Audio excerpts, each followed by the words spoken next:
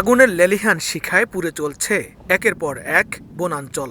ভয়াবহ দাবানলের কবলে পড়েছে যুক্তরাষ্ট্রের ক্যালিফোর্নিয়া অঙ্গরাজ্যের লস অ্যাঞ্জেলেসের প্যাসিফিক প্যালিসেড অঞ্চল। স্থানীয় সময় মঙ্গলবার ছড়িয়ে পড়া এই দাবানলে এরই মধ্যে পুড়ে গেছে কয়েক হাজার একর বনভূমি। ক্ষতিগ্রস্ত হওয়ার ঝুঁকিতে রয়েছে প্রায় 10,000-এরও বেশি অবকাঠামো। পুড়ে গেছে অসংখ্য ভবন। অঞ্চল জুড়ে জারি করা হয়েছে জরুরি অবস্থা। আগুনের পরিধি বেড়ে যাওয়ার নিরাপদ স্থানে সরে যাওয়ার নির্দেশ দেওয়া হয়েছে অঞ্চলটির কয়েক হাজার বাসিন্দাকে। এছাড়া বিদ্যুৎ বিচ্ছিন্ন হয়ে পড়েছেন প্রায় 60,000-এরও বেশি বাসিন্দা।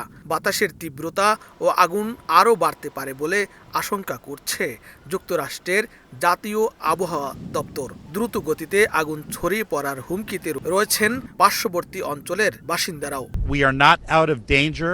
We're going to have the most significant wind event between 10 p.m. this evening and 5 a.m. tomorrow morning.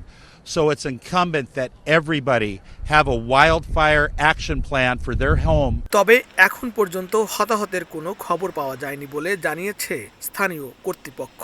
আগুন নেভাতে কাজ করছেন দমকল কর্মীরা। হেলিকপ্টার ও বিমান দিয়ে পানি ছেটানো হচ্ছে। পরিস্থিতি সামলাতে সেনা মোতায়েন করা হয়েছে বলেও জানা গেছে। এদিকে আগুন নিয়ন্ত্রণে ও ক্ষয়ক্ষতি কমাতে হোয়াইট হাউস সর্বোচ্চ চেষ্টা করবে বলে জানিয়েছেন মার্কিন প্রেসিডেন্ট জো বাইডেন।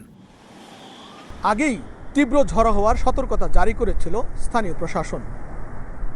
বাতাসের গতিবেগ অনেক বেশি থাকায় আগুন ছড়িয়ে পড়ছে এক স্থান থেকে অন্য স্থানে বিদ্যুৎ বেগে। একই সঙ্গে আগুন নিয়ন্ত্রণে বেগ পেতে হচ্ছে ফায়ার কর্মীদের। লস্কর আল মামুন, সময় সংবাদ, লস অ্যাঞ্জেলেস, যুক্তরাষ্ট্র।